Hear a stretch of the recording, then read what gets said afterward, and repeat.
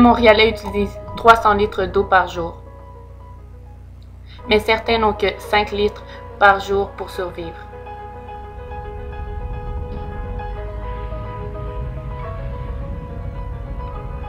Un enfant meurt toutes les 8 secondes.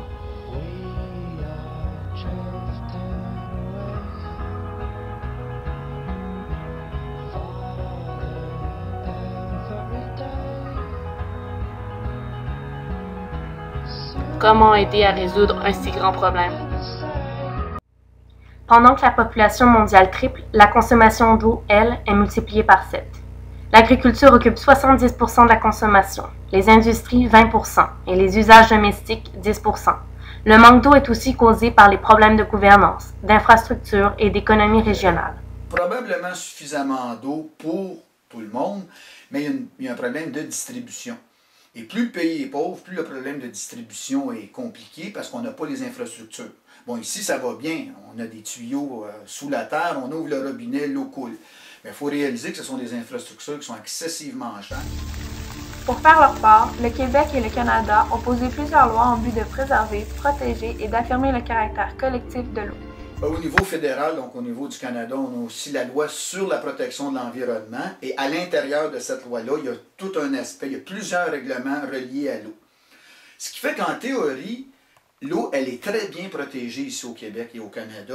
On prévoit par rapport à la pollution, par rapport au traitement des eaux, il y a des normes, etc., etc.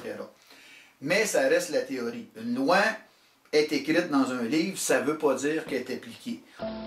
On dit que la solidarité serait la solution à la crise mondiale de l'eau. La solidarité est la solution rassembleuse pour les pays développés et en développement. Il faut que tous les pays mettent en commun leurs meilleures connaissances pour trouver des solutions audacieuses. Que ce soit sur le plan national ou individuel, nous devons tous se mettre à l'action. Il y a beaucoup d'exemples qui existent entre pays voisins. Entre autres, ici au Canada, avec les Américains, on a ce qu'on appelle la Commission mixte internationale, qui a été créée uniquement pour gérer l'eau des Grands Lacs. Le nombre de personnes n'ayant pas accès à l'eau potable est évalué à 5 milliards en 2025. L'UNESCO évalue qu'en 2020, l'eau sera un problème mondial sérieux et on parle même que la prochaine guerre mondiale approche, on la surnomme la guerre bleue. On dit que plusieurs pays se battront pour l'or bleu, cette source dont la gestion actuelle est non durable et inéquitable.